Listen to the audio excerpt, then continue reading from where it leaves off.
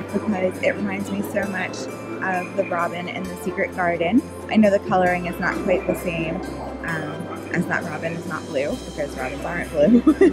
But I thought that the just attitude of it was very, very reminiscent of that. I feel like it could just fly off and hang out with Ben Weatherstaff. And it is eco-friendly. This paper is, let me get the stuff up here. So this is made from elephant dung. How cool is that?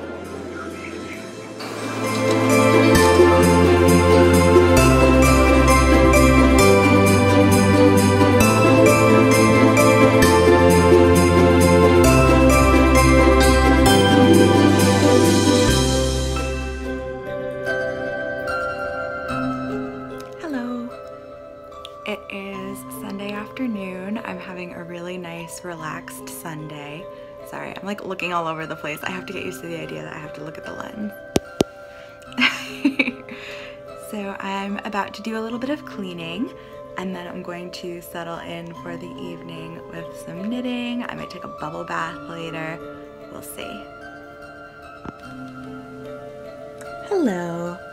I have been a little bit remiss in showing off my advent calendars, so I'm going to go ahead and take you through them now.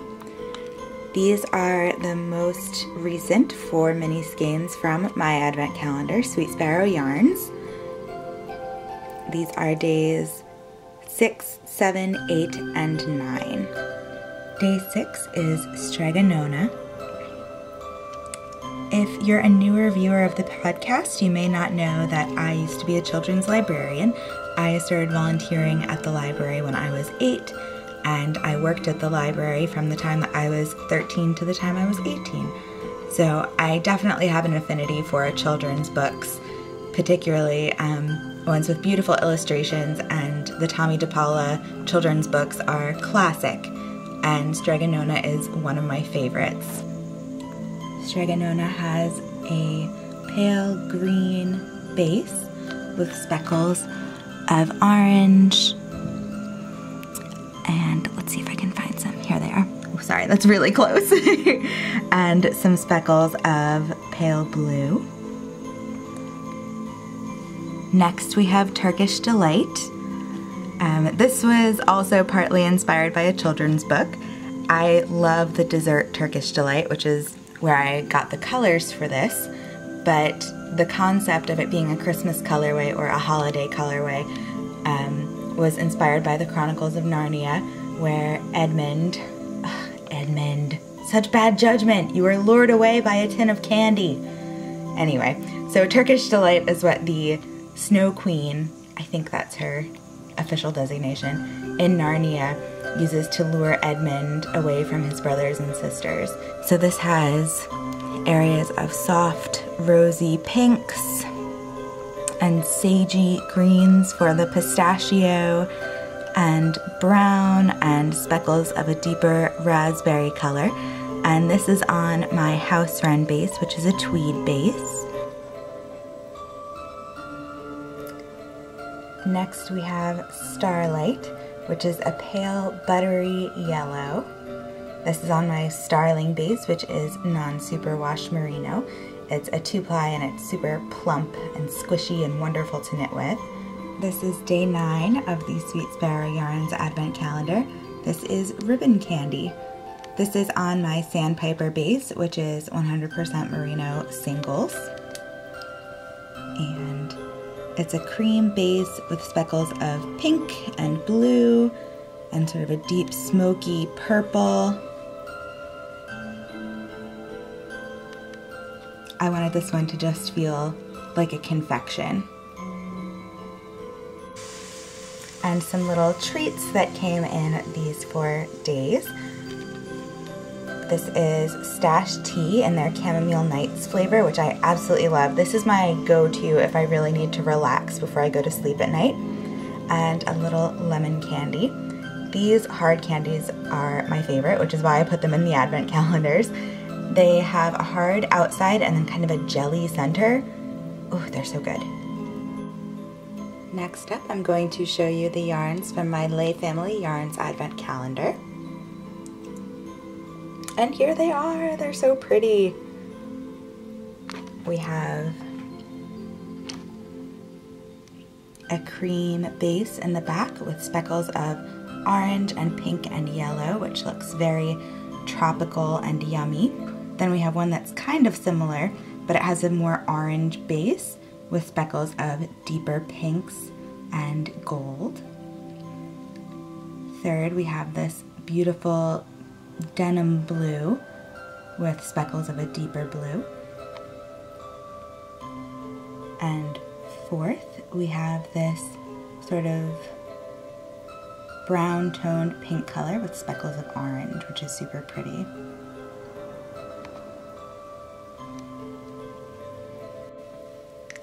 Next up, I want to show you the yarns from Lovely Jewels of So Sweet Violet.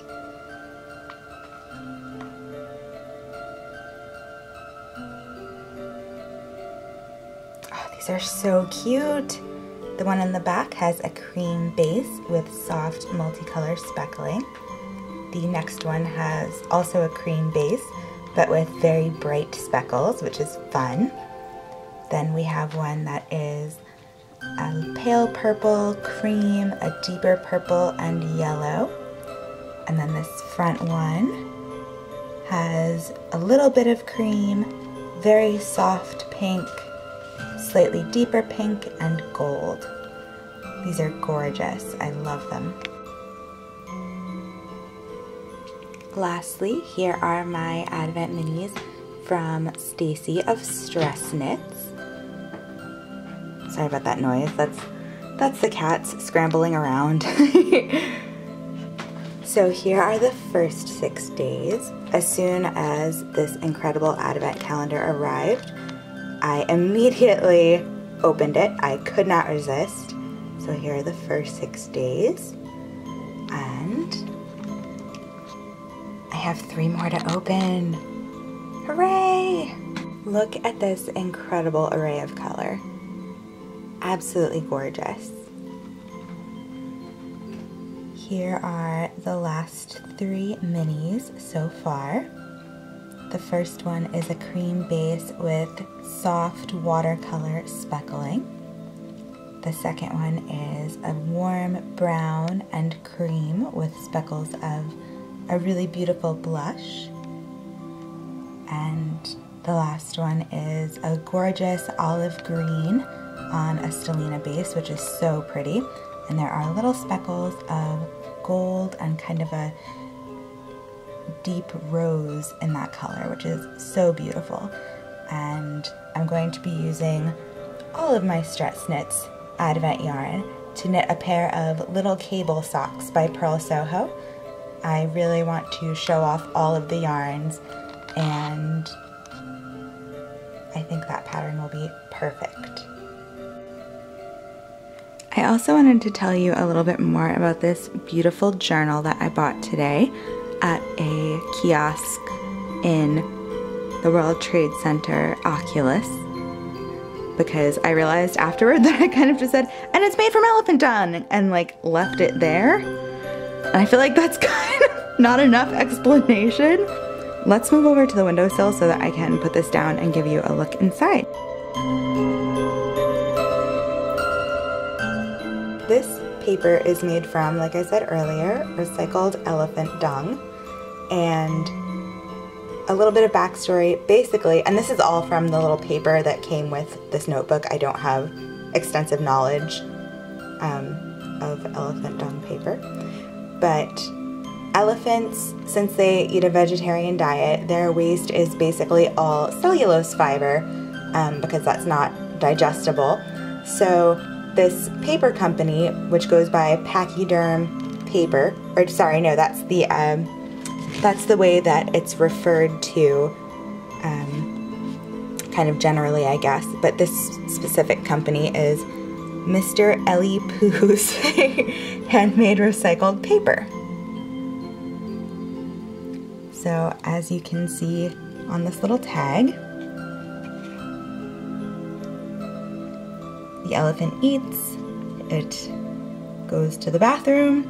I guess the whole Great Outdoors is an elephant's bathroom, but anyway.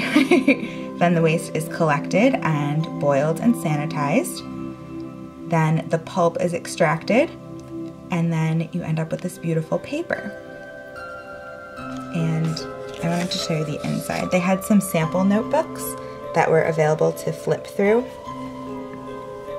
The paper is so beautiful. It has these fibers left in it.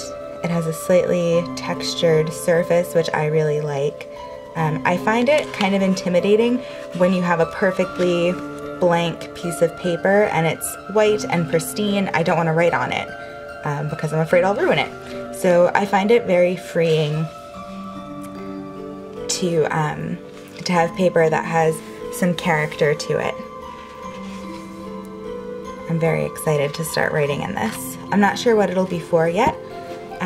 It might be a dream journal because I have extremely involved, long, detailed dreams, and I would like to be able to remember them so that I can kind of think about them and mull over what my subconscious is trying to tell me.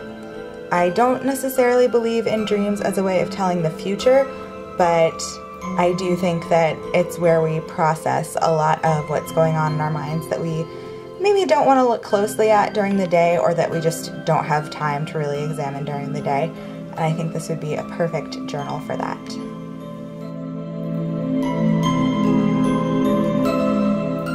I am settled in and watching the Nutcracker.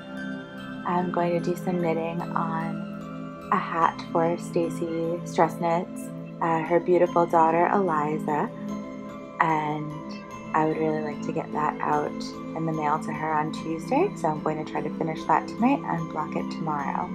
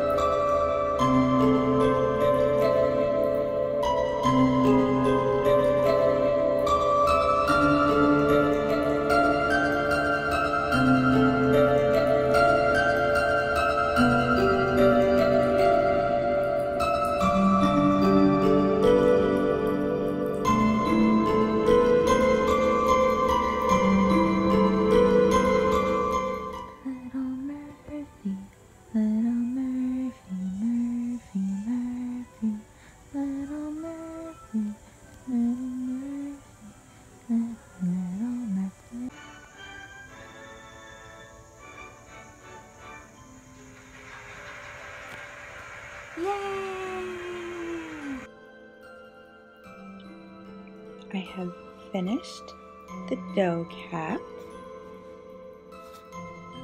Well, I finished the knitting of it. So here is the body of it. And then I made 2 little ears. So I knit these according to pattern. I'm only showing you one because I only have one freehand. I'll put it over here so that I'm not totally blocking the view of it with my arm. So I knit these according to pattern, and then I cut out the pink inner ear out of some pink wool felt, and I love how that looks. They're both ready to be sewn on tomorrow after I give the body of the hat a blocking. I'm not going to block the ears because I want them to maintain a really tight gauge so that they stand up nicely on the finished hat. It's got little I-cord ties, super cute, and I'm very excited to get this along with the baby fur jacket. I think that's what it's called. And it's for like FIR, not for like animal fur. Yeah, I'm really excited to get these out to Stacy and for her to put them on Eliza. I'm just about to head to bed. It's a lot later than I usually go to bed. It's about 11:30. I could not stop working on this hat, which is so bizarre because all I've had left to do on it for literal months was the I-cord ties, picking up the I-cord along the edge of the hat, like the neckband edge, and knitting the ears. And I did all of that in one night, and it's going to be ready to go hopefully tomorrow afternoon. Actually, I might not even have to wait until Tuesday, depending on how quickly it dries. So I think I'm gonna go to bed, and I will edit this in the morning, and I will see you tomorrow. Good night.